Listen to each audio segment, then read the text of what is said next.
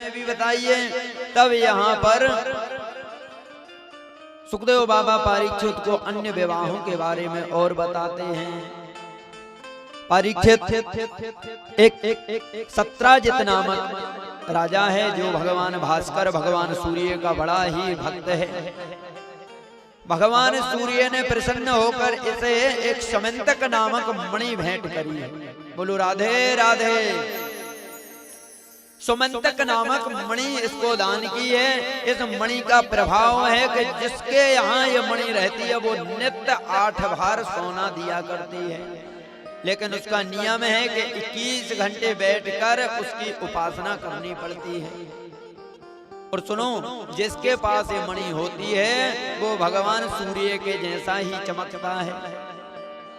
तो इसके लिए ये मणि दे दी और मणि लेकर द्वारिकाधीश की सभा में आया। द्वारिकाधीश की सभा में जैसे ही आया तो द्वारिकाधीश के जो सेवक थे उनने कह दिया, भैया सत्राजित तू इतनी बहुमूल्य मणि का अपने पास रख के क्या करेगा? एक काम करो, ये मणि जो है वो द्वारिकाधीश को भेंट कर दो। जो भी इससे धन निकलेगा वो राज को उसकी सेवा में जाएगा। तो महाराज इसने बिल्कुल इसे बुरा लगा और इसने तुरंत मना कर दिया। बोले भैया ये सूर्य भगवान ने मुझे दी है, मैं तुमको क्यों दूं? इसने देने से मना कर दिया और घर वापस आ गया।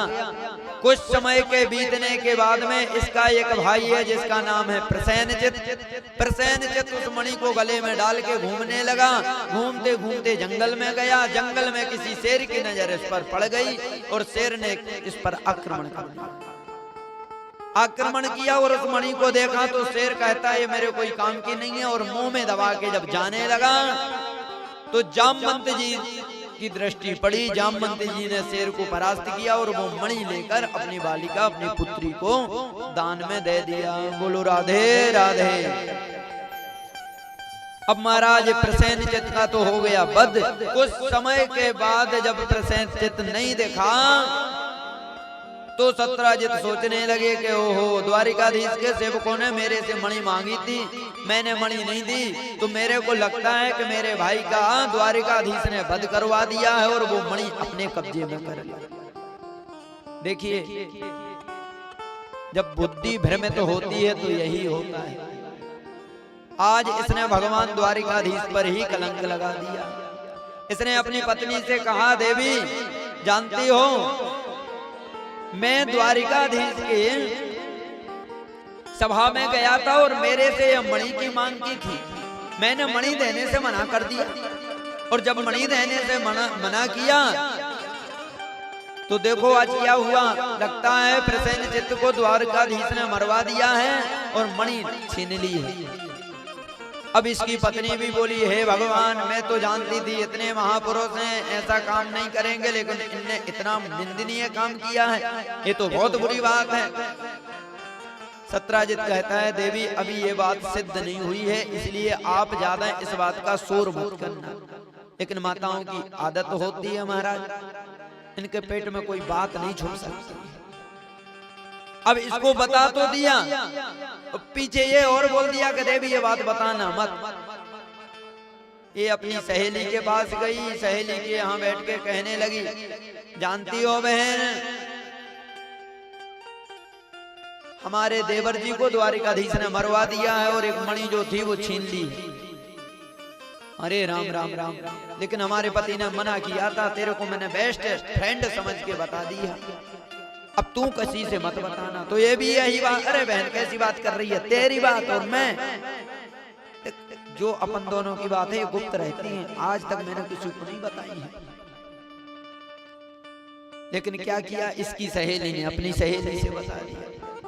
तो कहते हैं कि कर्ण कर्ण जपंजना कानो कानो द्वारा, ये बात जो थी वो द्वारिकाधीश के कान में पहुंच गई। द्वारिकाधीश सोचने लगे, हे भगवान मैंने तो आज तक वो मणि देखी भी नहीं है, फिर इतना बड़ा कलंक लगा क्यों? पंडित जी को बुलाया, हे ब्राह्मण देवता देखियो थोड़ी ग्रह दशा। पंडित जी बोले, लगता है महाराज तुमने चौथ का चंद्रमा देख लिया है। चौथ का चंद्रमा बड़ा खतरनाक होता है, आपने जरूर ही चौथ का चंद्रमा का दर्शन कर लिया है। चौथ का चंद्रमा बड़ा ऐसा होता है। अब सोचने लगे और कहते हैं कि बलराम जी के कान में ये बात आई तो बलराम जी आए और द्वारिकाधीश को डांटने लगे, बताओ तुमने मणि के लिए किसी के प्राण ले लिए। भगवान बोले, हे भगवान, इनको भी ये बता दिया किसी ने। अरे दाऊ भैया, मैंने मणि को देखा तक नहीं है, लेने की तो छोड़ो। भगवान बलराम कहते हैं, देखो द्वारिकाधीश, एक नैया, तुम जाओ और उस मणि का पता लगाओ कहाँ है, वरना कलंक से दूषित नहीं हो सकते हो। भगवान ने सबको लिया और उस मणि के खोज में लग गए। जंगल में जाके देखा तो मणि तो नहीं मिली, लेकिन एक जगह शेर ने जहां पर प्रसेनचित का वध किया था वहां प्रसेनचित मरा दिख गया। वहां से एक शेर के पंजे के निशान दिख गए। शेर के पंजे के पीछे पीछे गए तो शेर भी आगे मरा पड़ा था। वहां से भालू जी के निशान दिख गए। भालू जी के पैरों के निशान के पीछे पीछे गए महाराज, तो भालू जी एक गुफा के अंदर चले गए। द्वारिकाधीश भी उस गुफा के अंदर चले गए। आज भी पूर्वबंदर क्षेत्र में एक बड़ी ही जामवंती जी की गुफा है, और इस गुफा में आज भी भगवान की वही प्रतिमा विराजी है जो भगवान ने जामवंती जी को दर्शन दिए थे। तो आज भी वो बड़ी ही सुंदर गुफा है, लेकिन अब अंदर नहीं जाने देते। पहले तो अंदर जाके दर्शन कर लिया करते थे, अब बाहर से ही गुफा का दर्शन होता है, क्योंकि बहुत पुरानी हो गई है और उसमें खतरा रहता है, इसलिए अब गुफा में अंदर नहीं जाने देते। महाराज उस गुफा में क्या हुआ, भगवान गए और एक जामवंती जी की बेटी है जिसका नाम है जामवती।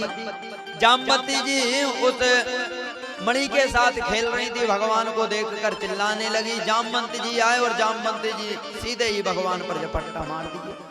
भगवान में और जामवती में दोनों में युद्ध होने लगा। युद्ध करते करते भगवान ने उठाया और जामवंती जी को 18वें दिन नीचे फेंका, पैरों से दबाया। जामवंती जी समझ गए ये तो मेरे राम जी हैं। यहाँ पर जामवंती जी के लिए भगवान राम ने दर्शन दिए।